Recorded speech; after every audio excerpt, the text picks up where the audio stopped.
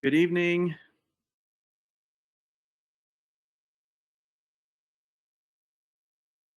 Hi, Rick.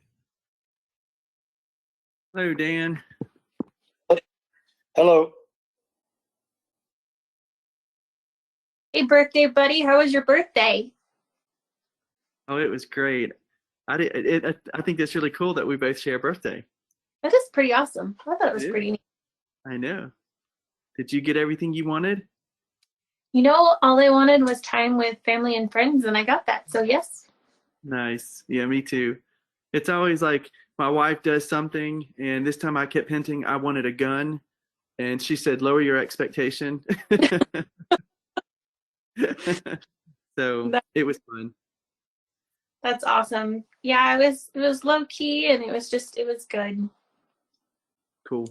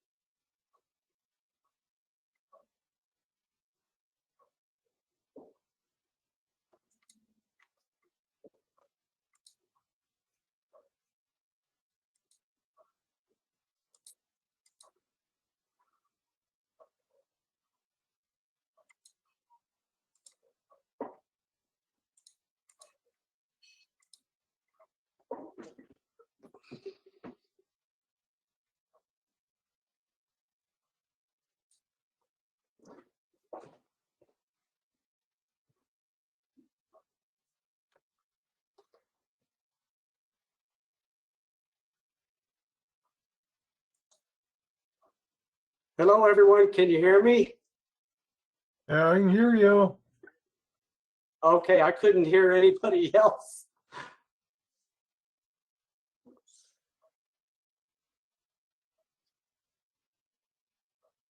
I think that's because we're all sitting here quietly. You were. Good students today. We were bad mouthing you, Rick. You know, like when you walk in the door and everybody gets real quiet. That's what just happened, my man. Hey, stand in line. Okay, it's 6 o'clock. Let's go ahead and get started. Welcome, everyone, to the January 11th regular council meeting. Miranda, could we have roll call, please? Good evening, everyone. I'll start with you, Mayor Bain.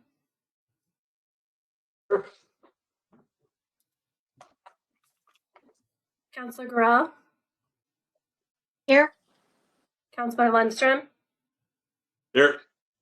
Councilor Scalise. Here. Councilor Sherman. Here. Councilor Spradlin. Here. Councilor Stroud. Here. Okay, it looks like we have a quorum.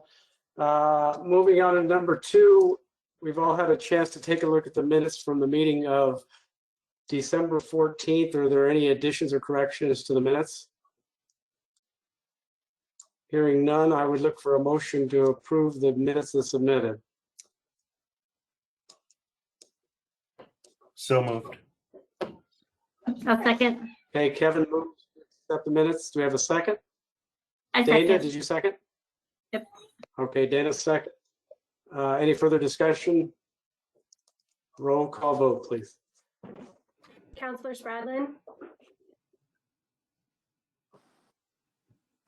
Yes. Councilor Scalise. Yes. Councilor Stroud. Yes.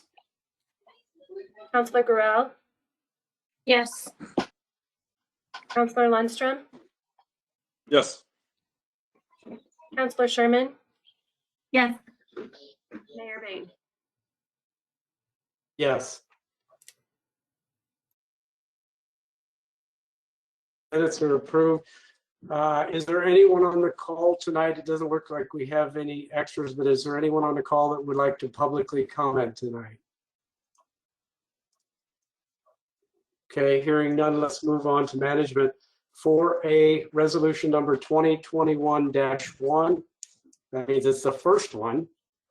Designation of public place for posting notices concerning official city business. City Clerk Lorenda, do you have that one? I do. We're required by statute to annually designate our posting places for meetings of our local public body at the first regular meeting held of the year. And to summarize, the resolution states that the city has designated the lobby area in City Hall to post the physical notices and the city website for posting electronic notices. And then also in the resolution, it states that any notice requiring publication in a paper of general circulation will be published in the Brush News Tribune or the Fort Morgan Times. I am asking Council to approve resolution number 2021-1, designation of public places for posting notices concerning official city business. I have a question about this, Rick. Go ahead. I can't remember the specifics, but I remember when they put the hospital sign up, their electric sign. Didn't we put money towards that to post stuff like this on, or no? Am I mistaken? Monty, you want to jump in here on that? Yeah, I can explain that. That digital marquee was more designed for letting you know about events and things like that, you know, like recreation events, the 5K races, Oktoberfest, those type of things. But if you do want to look at something like, you know, just letting them know that a council meeting, you know, second and fourth Mondays of the month, things like that, we probably can work with Linda Thorpe on that. I mean, I was just curious about it, Monty, since we were talking about public posting. So, because I don't think I've ever seen anything from the city of Brush on that on that electric board. Yeah, we've got the same agreement. Yeah, we got the same agreement with the school district on their board, and then also with the Brush grocery cart. But of course, they changed ownership, so I'm not sure how that's going to play out.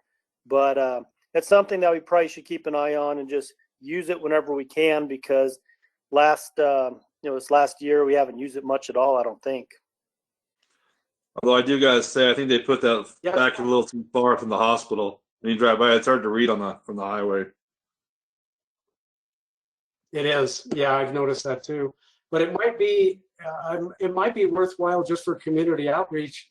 I think Larry has a good idea. Maybe what Monty, we could follow up and just say that the council meetings are every second and fourth Monday of the month at 6 o'clock. Might not be a bad way to get it out there.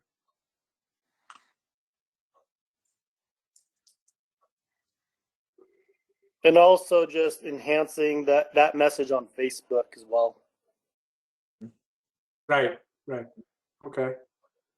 With that, I think Lou was done with her explanation of the resolution.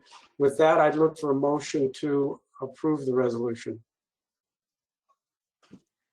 I move we approve resolution number 2021-1, designation of public place for posting notices concerning official city business.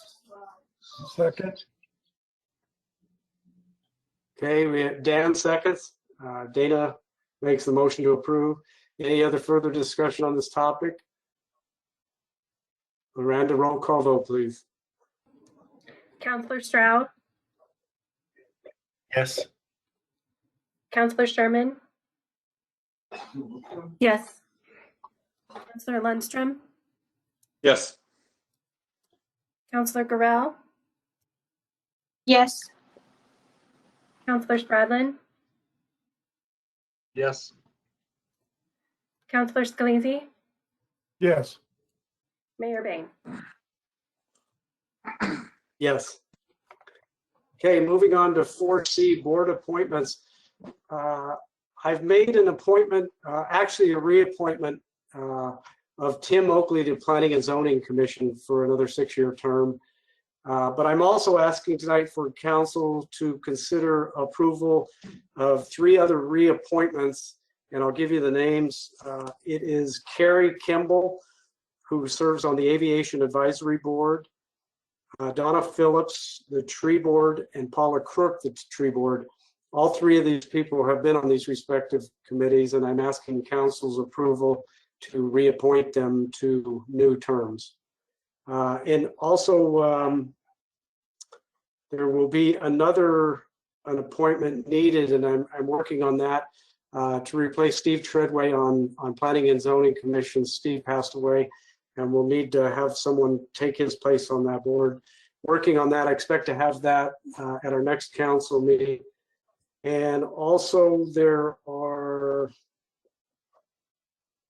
let's see, we've got East Morgan County Library Board. Usually the library board will let us know new officers that they'll be having. So they haven't got that information to us, and I believe they'll be meeting later this week. So I would ask for a motion to approve the three reappointments that I talked about.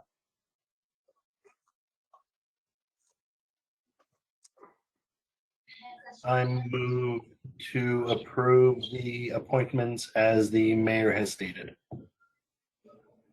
Okay. Do I have a second? I'll second. I didn't catch that. I'll second. Dana seconds. Okay. All right. Any further discussion? Okay, Lorenda, roll call vote, please. Counselor Scalise, Yes. Counselor Guerrero, Yes. Counselor Lundstrom, Yes. Counselor Sherman, Yes. Counselor Spradlin, Yes. Counselor Stroud, Yes. Mayor Bain. Yes. Okay, moving on to number 5, finance. I move we approve disbursements. We have 2 of them tonight. Disbursements and payroll from December 15th to December 28th, 2020, in the amount of $2,335,662.62. I second it.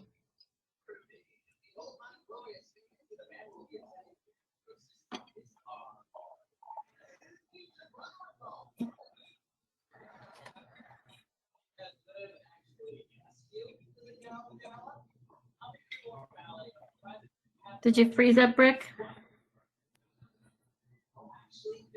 Oh, I muted myself.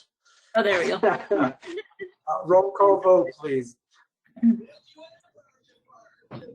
Counselor Guerrero, Yes. Counselor Lundstrom, Yes. Counselor Spradlin, Yes. Counselor Stroud, Yes. Counselor Scalise, Yes. Counselor Sherman, Yes. Mayor Bain. Yes. And then I move we approve disbursements and payroll from December 29th to January 11th, 2021, in the amount of $531,806.92. Okay, we have a motion to approve. Do I have a second? I second it. Larry. Larry seconds. Okay, discussion. Roll call vote, please. Counselor Spradlin, Yes. Counselor Stroud, Yes.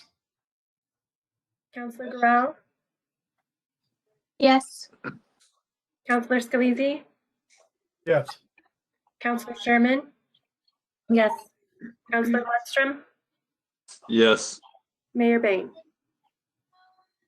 Yes. Okay, moving on to staff reports. First up, we have Rick Karoglian, Assistant Administrator. All right, good evening, council. I just got a few things to give you update on. Let me get my paperwork together here about all these folders in case you guys had questions.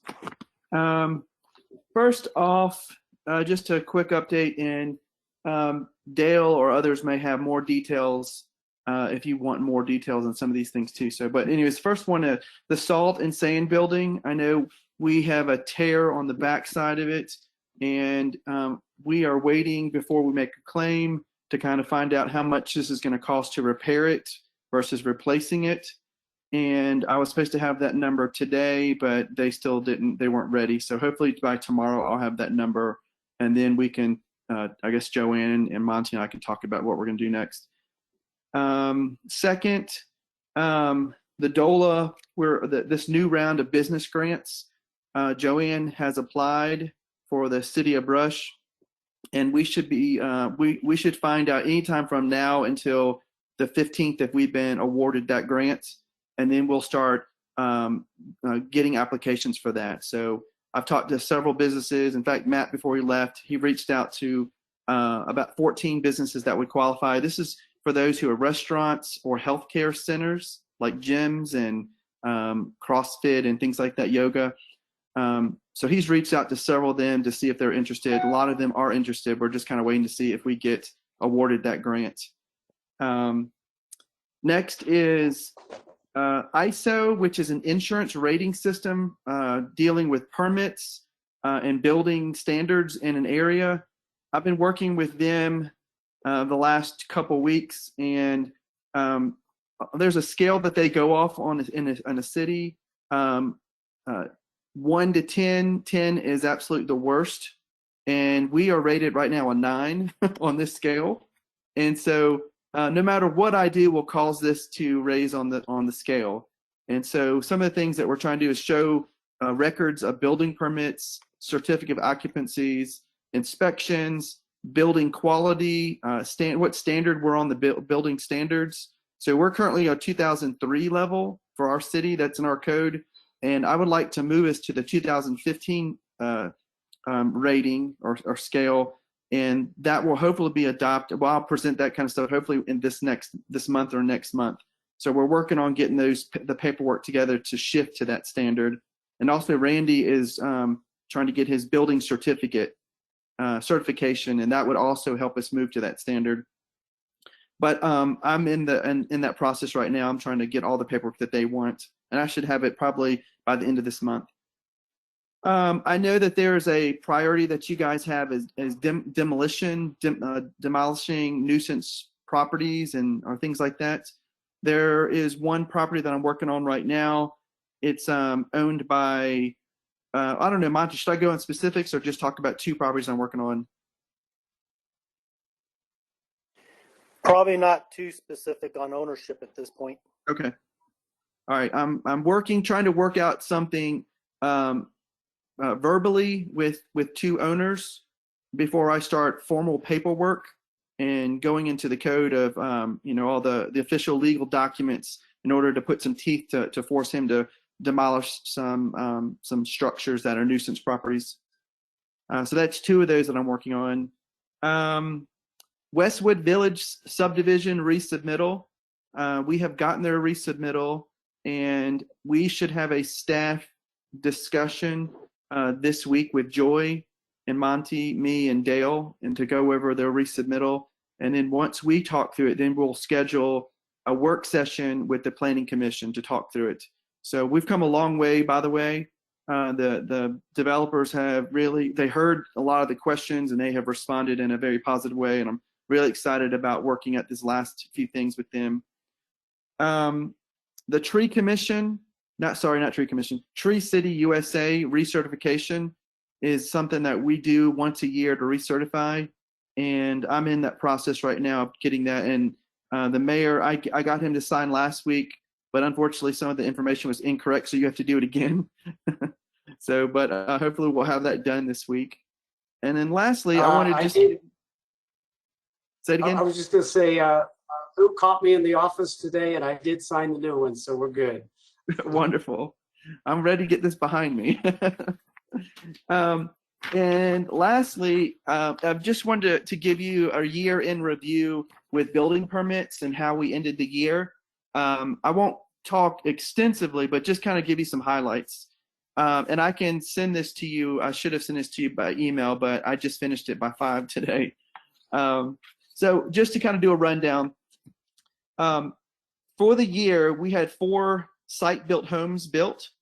We had 14 manufactured, which would be system built or modular. All of those would be considered manufactured homes. And then we had 0 mobile homes built or, brand new. I'm sure there were some that were relocated, but I didn't keep track of that. I kept track of just new builds.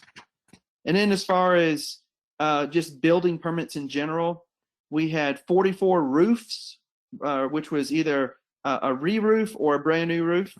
We had 58 concrete permits. That could be a concrete slab or sidewalk or just a pouring of foundation. There was 58 of those. We had 13 building permits for siding. We had 31 plumbing related, so that could be clean outs, it could be any of those, but that was also a state level inspection too. So anytime they get state, we have to do for a local as well. We had 44 fence permits, 24 window replacements, and 2 demolitions from last year.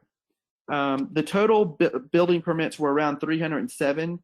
So there's a lot of others that came in, smaller or commercial related, but I just wanted to give you the breakdown of the residential. Total valuation of built that came in, well, not came in, but just the figures that we work on the numbers, the fees and stuff like that comes off, which was $10,980,435.83. Fees that were collected from this was $261,268.02. Use tax, that meant they purchased materials out of town, and so there's a special fee that's placed on that when they do that. We collected $46,363.83. So that's incredible. Sewer and water connection fees, $61,350, and plan check fees, which was $17,905. So that's a significant revenue that comes to the city because of our permits. That's all I have to give you guys. Any questions? Great. All right. Thank you, Rick. Next up, we have Derek Boss, Chief of Police. Good evening, Council. I have a few things this evening. First, one of our new hires that we put through the academy resigned before she began field training. We do have a contract with all new hires that we do that with, where they will reimburse us for the academy expenses, and we have gotten those funds back already. So we are actively hiring now for a police officer. We were fully staffed for about a week. And then also our evidence custodian resigned a week ago because she will be relocating out of state. The good news with that position is we have roughly 30 applicants already, and I expect to fill that position very quickly. Today we had our first day with our part-time code enforcement officer. We were able to fill that spot in December, and she started today. Very excited to have her on board. So hopefully when we're all back in person, I can introduce you to some of our new employees, officers in the CSO. As we've been looking at our police car purchase for this year, one of the dealerships that we're working with gave us a little surprise and showed up with 3 cars for us to test drive today. So you'll see a few new police cars driving around town for the next week. All have different options and different pros and cons, but kind of a good experience for us to look around and make the best choice and the best use of our funds. So we're very excited for that.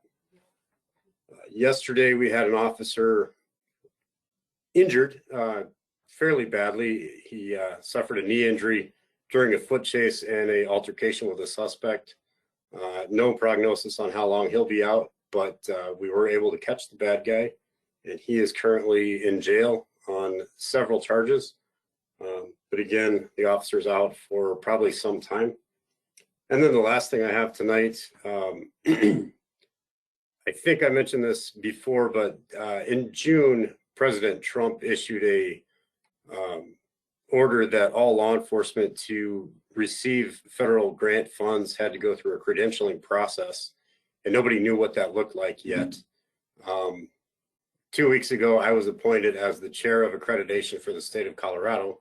So hopefully I will be able to guide us through that process by way of being directly involved in the process, and hopefully have a very good education on what it looks like. So I think that will be a big benefit for Brush Police Department. And that's all I've got this evening. So thank you. Thank you, Chief. Let's see. I'm showing 2 Lorandas up here. One of the Lorandas, Joanne, by any chance? No, she's not in tonight. And that was kind of a long story, but I need to leave the first one up so that I don't cancel the whole meeting, but I didn't have sound on it. So that's why we have that. Oh, okay. Okay, let's go with you, Lorenda. Okay, mine's pretty quick. I'm just reminding everyone of the special meeting next Monday at 6 p.m. That's all I've got. And that's at the course, right? Yes. 6 p.m. at the course. Okay. Next up, Dan Kropp, City Attorney. Thank you, Mayor. Really nothing to report. I will be looking into this 5G small cell stuff and have something for you in the next couple of weeks, but here for any questions if anyone has any. Okay, thank you. Monty Therese, City Administrator. Okay, just a few items here. First one, in your packet, the very last page of your packet, you should have seen a letter from the school district. That was a letter in response to a request for a revised traffic study and a pedestrian study, for the changes in the school district and their grounds. And so I'll be responding to that. I'll draft up a letter for the mayor to look at, and I don't really have any problems with it, postponing it for a while. I think they're wanting to go into September timeframe, so no issues there. But we'll outline the letter just to respond back to some of the questions that were posed. And I'll start with the mayor, and then at the next council meeting, we'll have a draft for the city council to take a look at. Next thing is, I think most of the councils are aware, we own a couple houses out in the county. I think there's a delay in my audio. So we have a couple houses Yeah. out in the county.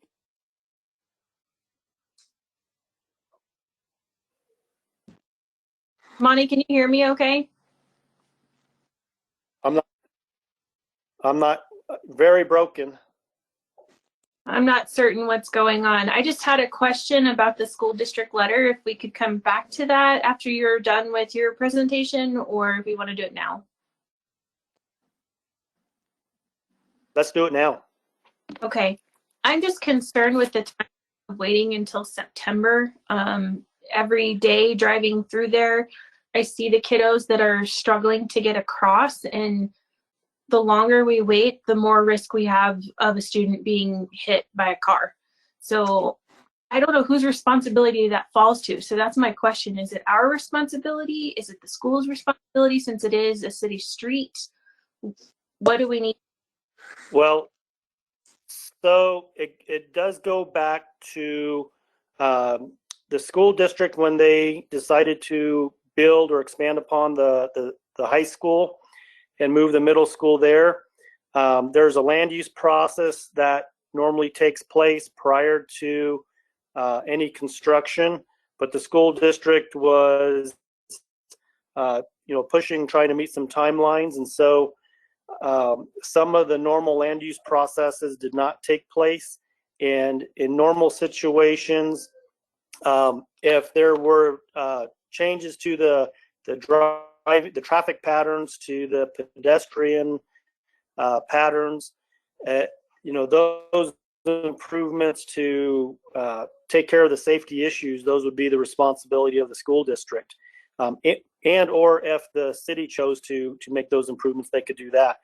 But I believe, if I remember correctly, this is back when Karen was here, and a little bit of follow on with Tyler Purvis. We had wanted to get the traffic study completed and the pedestrian study, but the school district had only provided a traffic study.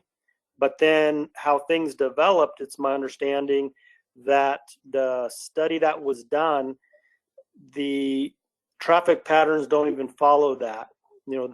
they built different access points and the buses go out. And the last I heard and saw, this was maybe a different route a week ago, the buses now go through Ackley's, like near Ackley's parking lot, and actually drive over curbs to get into the school grounds on one side of the school. And these are some of the things that we hadn't really planned on. And so we're just wanting to really wrap up that study, for the safety, but also it will protect the school district in regards to liability because it was never conducted before. So really up to council, if you want me to, to try and get this done earlier rather than later, we can do that. Just give me that guidance, or if you're okay with September, give me that guidance. I would even like to see potentially what it might take for us as a city to make the decision to put in like a lighted crosswalk, that has the solar on it, so then it reacts when the kids push the button and it blinks, similar to the one over at Thompson. I don't think that one's solar powered though, but something on Hospital Road. These kids are crossing, going right into that driveway every single morning. I leave at the same time that school starts to go to work, and I saw kids standing there while I was waiting to turn for several minutes because there's such a massive amount of traffic going into that driveway. It's so dangerous. And at some point, one of our children is going to get hit. And because someone is impatient, or someone's not paying attention, or someone's looking at their phone. So I guess and this is something that I put to you guys when I first wanted to be appointed to council. This is a strong concern of mine. So I'm just wondering what we can do to protect our kids. Well, the first step would be to get that traffic and pedestrian study completed, by an engineer that specializes in that field. And the school district, they've got a portion of it completed. They just have to update it to what they're currently doing and look at those current patterns of where the kids are walking. And then they'll give recommendation. Even maybe Chief Boss can speak to this, or the mayor can, but could we potentially, while this is happening, could we maybe get some volunteers that could be at that location with a stop sign, with a safety vest, with something to just really make people aware? I mean, it truly, I just encourage anybody to go sit and watch. Just one morning, just watch. It's heart-wrenching and concerning to watch these kids try to cross this road. So let me ask you something. Are you talking about where are they crossing from? Are they crossing from let's see, from Emerson Street across Mill there, and also at Edmonds the other end, or where is most of that traffic occurring? So the ones at the stop sign have kind of an element of control already. Up at Mill and Hospital, because of the stop signs, there's an element of control already. A lot of the kids are crossing where the new driveway, or I guess it used to be the athletic driveway that's coming out by the ambulance. It's at Emerson. Okay, so right straight in the middle of the block across into the driveway. Okay. Yeah, I haven't seen what's going on. I'll go out and take a look at that. So that crossing would be between 7:30, 8 o'clock in the morning, right? Yeah, so I've seen kids as early as 7:25. Campus doesn't open until 7:35 is when the doors unlock. But kids are already making their way that direction, especially because some of them know they have to stand there for a while to safely get across the road. But that's just it. And they're just standing there waiting, and nobody stops. People are speeding through. It's just very unsafe. I would truly think that even volunteers, until we can get a pedestrian study done, might be really the best choice. If I could jump in real quick, there is not a designated crosswalk through there. Ideally, the kids will go down to the stop sign and cross, but I think last spring we also discussed this on Mill Street. And if we put in a crosswalk where there's no controlled intersection, where there's no stop signs at all, we actually create a greater hazard by allowing kids to cross there where the traffic's not naturally slowing. I don't think we can, from a liability standpoint, put somebody out there to regulate traffic or do a ad hoc crosswalk without having a formal crosswalk in there. And I am very hesitant to put a crosswalk in the middle of a street away from a controlled intersection, especially without that study being in place. I think our best route right now is to work with the schools, which I've had this conversation with them, but to encourage the kids to go down to the four-way stop sign at Mill and cross there at Mill and Hospital. That is definitely the safest route. The sidewalks go that direction. And so that's been my conversation with the schools. I know the schools have also shared that message with the students, but I think that is really the best option. And if we were to put a crossing guard along Hospital Road, that would be where we should put them. Just because of that's where the existing pseudo crosswalk is. There's not stripes painted anywhere there, but that would be the safest and best place for a crosswalk. I hear exactly what you're saying, and that's why I wanted you to chime in, because I don't really know what the stipulations are, and I could definitely see that creating a traffic clog by having a crosswalk there. But I mean, obviously the message is not getting through. I'm just wondering, Mayor, if we could potentially put this on for a work session to see how we can address it further. I will say this, as someone that grew up in Fort Morgan, if you ever went by the school, Green Acres or Columbine, or when Sherman had their crosswalk, none of those were a controlled intersection. They were just a lighted crosswalk.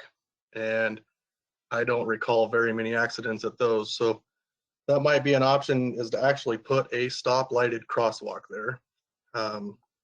Just a suggestion. I don't know anything involved with it, but I do know that that has worked for other municipalities in the past.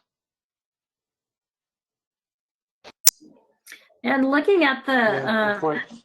Mr. Wilson's response, I mean, the biggest thing he wanted to talk about was how the bus routes had changed. He didn't really address the kids coming from the neighborhoods into the school.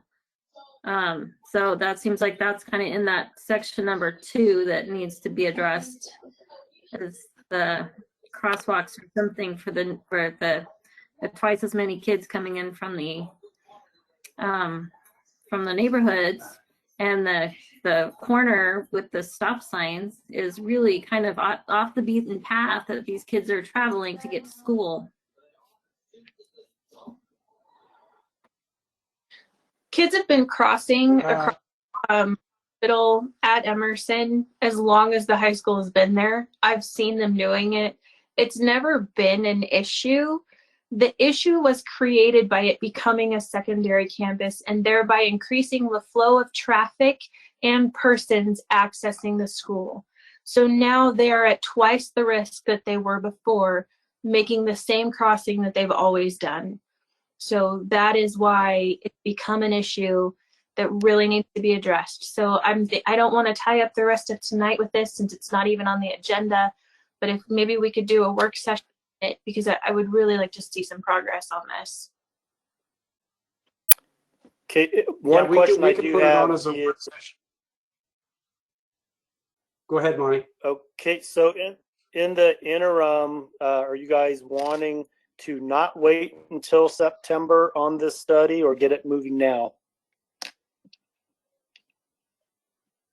I think it needs to happen. I understand his concerns with not interfering with the school and their working hours, but I'm not really certain. There's only 2 times a day where kids are actually out and about. The kids are in school, so I don't understand how conducting a study has any effect on the school operating.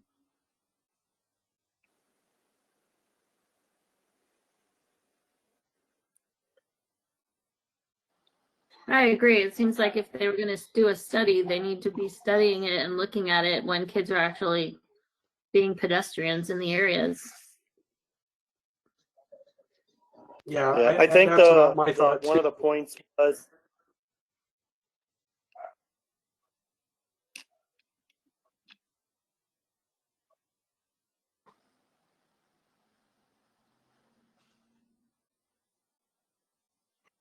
Did we go dark? Are we still on? I'm not getting any. There we go. Yeah, I can hear you, Larry. So am I gathering from council to go ahead and and get the school district to start working on a study now versus later? I would say yes. And I think Yeah, if and I would also, specific concerns were, I mean, because he asked in number 2 to spell out those concerns. So we need to let them know exactly what our concerns are, so they kind of know what we're asking for. That's my concern coming out of Ward 1. I would ask the other wards if they've seen any issue areas with kids now, having twice as many kids going to this campus, if there's any other areas that really should be focused on as much as this hospital road crossing.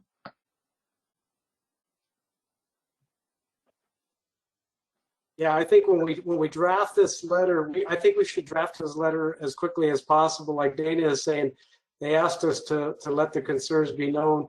I don't think the school has been hearing the safety issue of this as much as they are just the traffic pattern of the buses. And we need to make sure that the safety considerations are paramount in our minds, and that we need to move quicker because of that. So Monty and I can work on drafting a letter to address those concerns directly with Dr. Wilson, and maybe ask that we move this up, because everything is in person learning right now, as far as I know. Is that correct? What everybody's understanding? Yes. Okay. And we'll go ahead and schedule this for a work session, but Monty and I can also work on responding to Dr. Wilson and let him know some of the concerns that we're hearing tonight, and that being the reason we'd like to go ahead and move forward quicker on this. I Maybe it'd be a good idea. We'll go ahead and do that. Sorry, Larry, go ahead. Maybe it'd be a good idea if someone got a hold of Mr. or Dr. Wilson and had him actually go down there when the kids are crossing, so he can see firsthand. That might help the situation out along if he actually sees the problem firsthand, as opposed to saying, "Hey, this is a problem. These kids can get hit." If you actually can see it happening, he's down there looking at it, or somebody on the higher up. Maybe that'll help your situation or the situation. I will tell you, there are a lot of moms, including myself, who have made it known that they're very concerned. We do not allow our children to walk purely for the safety.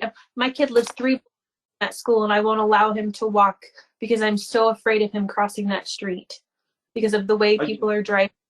And other parents have shared the same concern.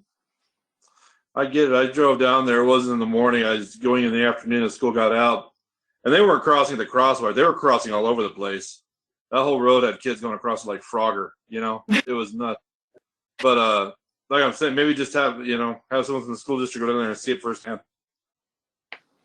Thank you, everyone. We could ask too, Allison, you may know, has anybody brought this up at a school board meeting? That Any idea? I have called the superintendent myself. I actually stopped at one point, as I had shared with you before, had my flashers on to let a student cross, and was actually passed in the median by a school district vehicle.